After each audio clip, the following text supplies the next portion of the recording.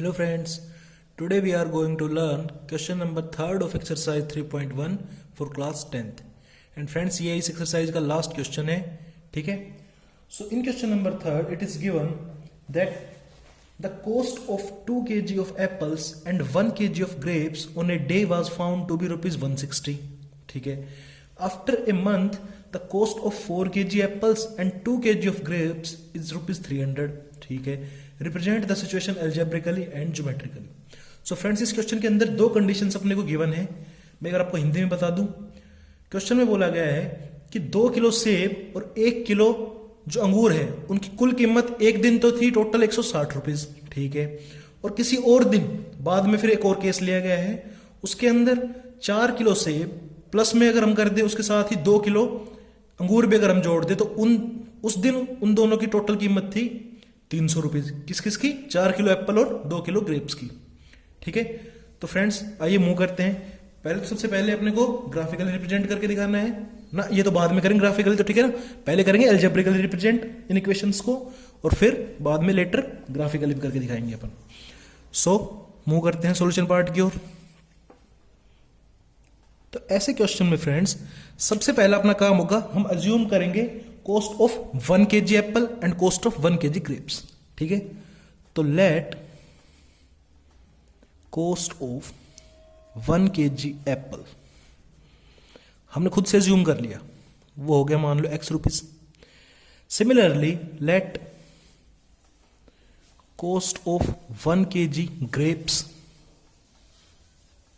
वो हम मान लेते हैं y रुपीज, ठीक है?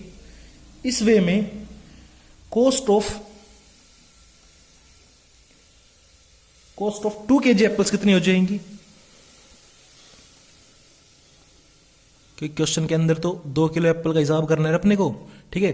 तो भाई 1 किलो सेब का मूल्य अगर x रुपीज है तो 2 किलो का कितना हो जाएगा? 2x रुपीज हो जाएगा, ठीक है फ्रेंड्स? सिमिलरली अब उसने फर्स्ट केस के अंदर 2 किलो सेब के साथ लिए थे भाई 1 किलो अंगूर लिए थे, तो कॉस्ट ऑफ 1 kg ग्रेप्स वो कितने हो जाएंगे भाई? फिर भाई 1 किलो ग्रेप्स का मूल्य वैसे ही वाई रुपीज ले रखा है हमने, तो 1 किलो ग्रेप्स का हम यहां पर लिख देंगे y रुपीज, ठीक है?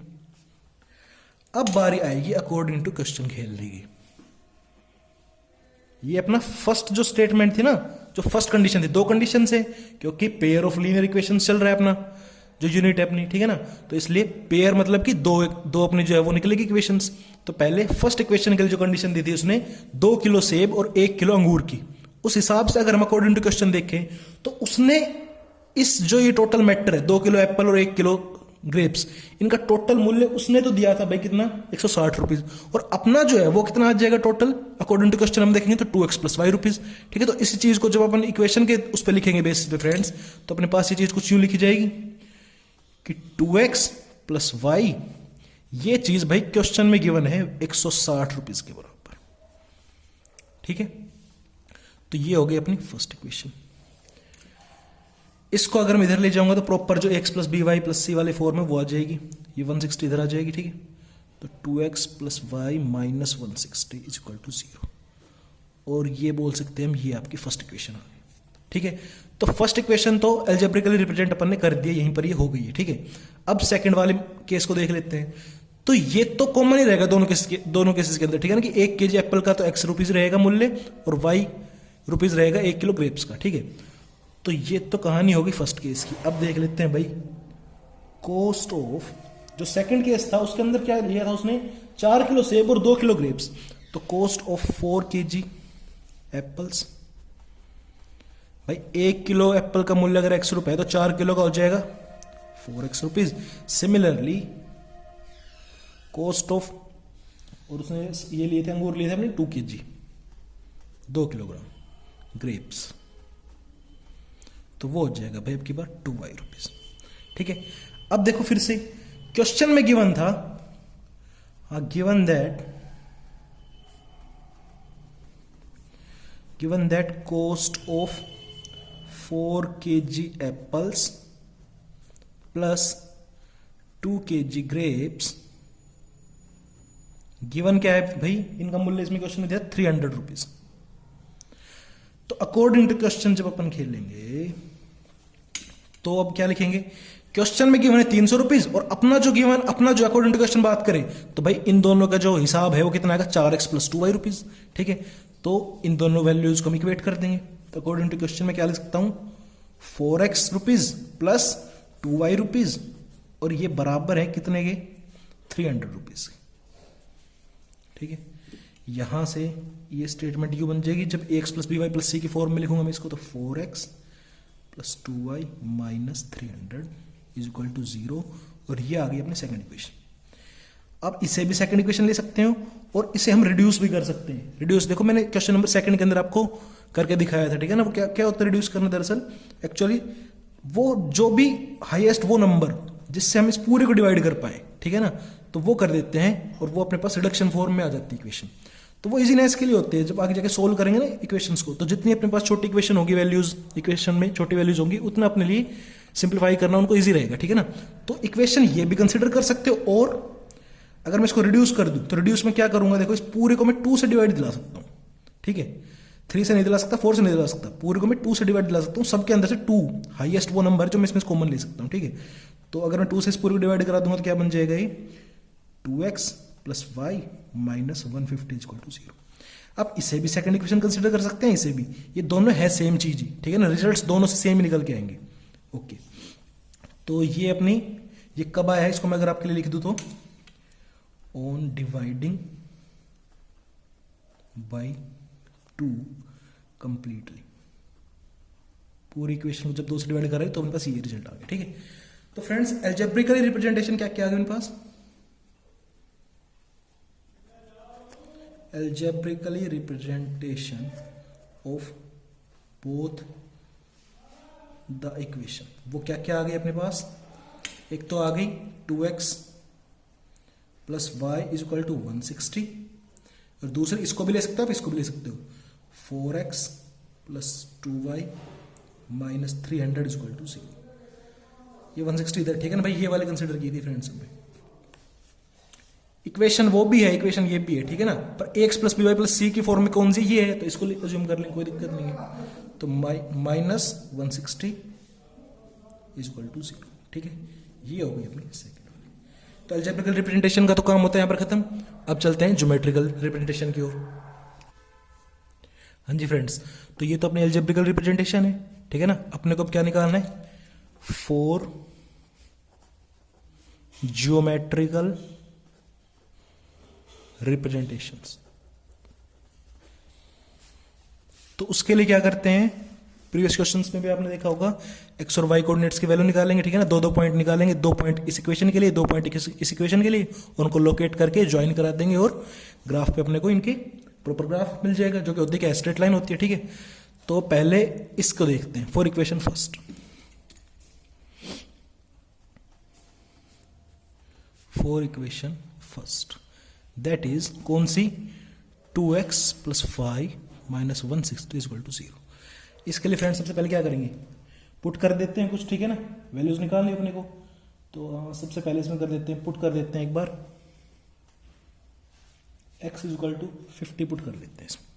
ठीक है, x जैसे मैं इसके अंदर 50 पुट करूंगा तो मेरे पास इक्वेशन क्या बन जाएगी, 2 × 50 + y, और ये -160 उधर जाएगा तो प्लस का 160।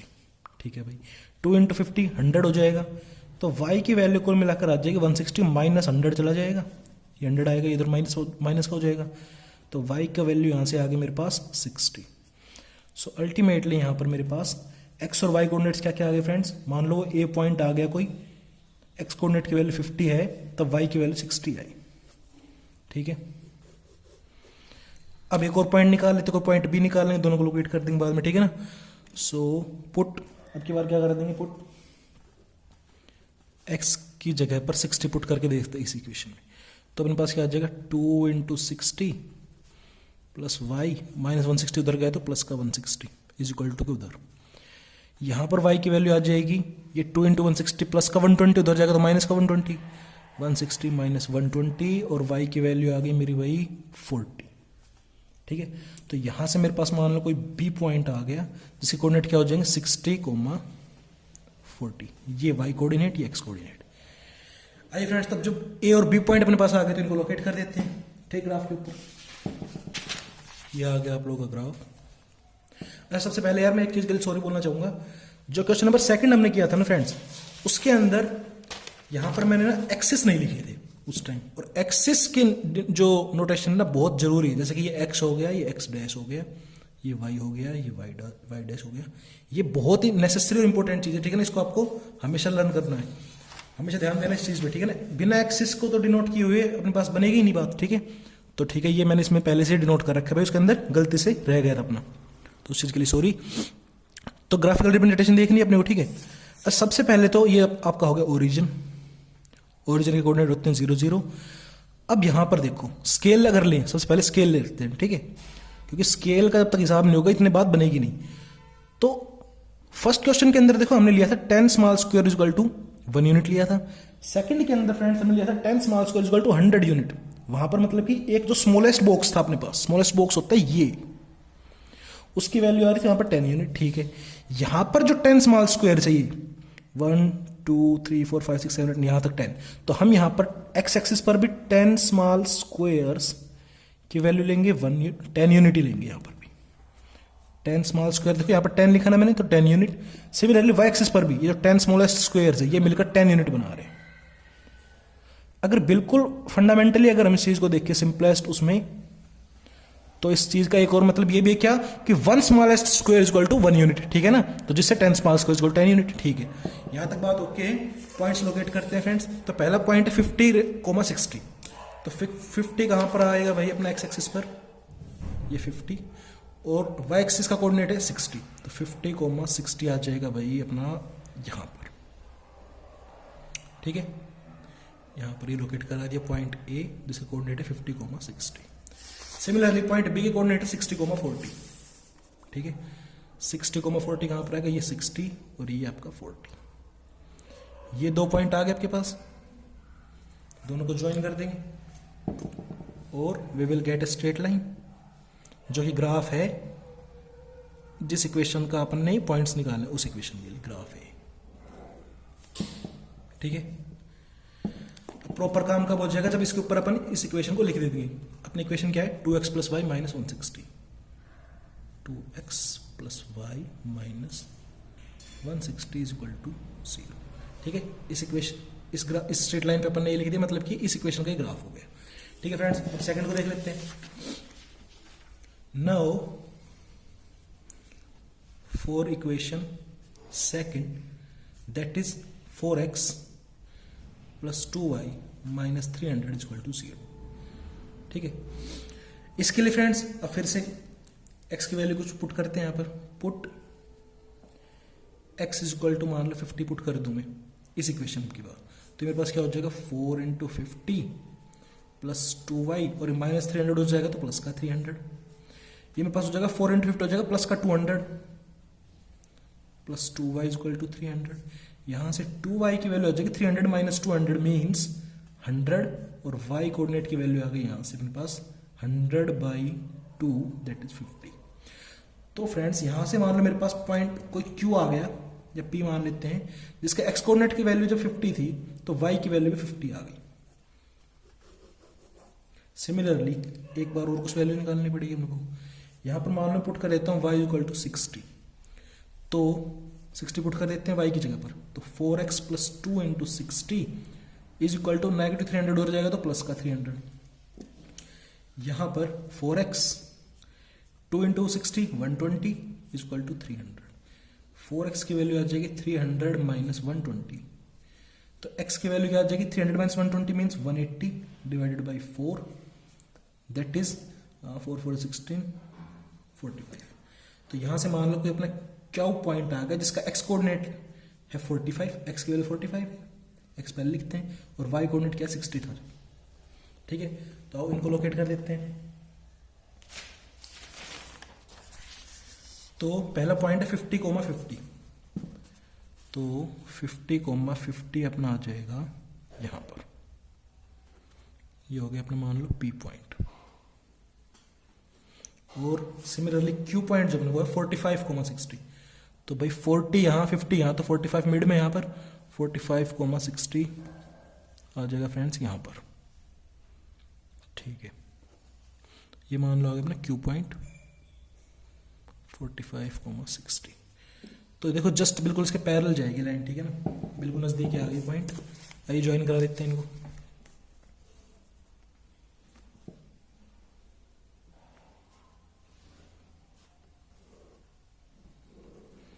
पैरेलल तो नहीं है, मतलब कि आगे जाकर तो ये यहाँ पर इंटरसेक्ट होगी, ठीक है ना, पैरेलल तो नहीं आई है, ठीक है। यहाँ पर क्या कर लेंगे, अब इस इक्वेशन का नाम लिख देंगे इसके ऊपर, इस लाइन पे, जो कि है अपने क्या 4x + 2y - 300 = 0। एंड फ्रेंड्स यहाँ पर आपका क्वेश्चन नंबर 3 होता है कंप्लीट, और इसी के साथ एक्सरसाइज 3.1 भी आपकी होती है कंप्लीट, ठीक है। किसी प्रकार का कोई भी आपको डाउट हो तो कमेंट सेक्शन में मेरे पास पोस्ट कर सकते हो, मैं उसको जैसे भी होगा आपकी हेल्प करने की कोशिश करूंगा, ठीक है फ्रेंड्स। मिलते हैं नेक्स्ट वीडियो में, थैंक यू।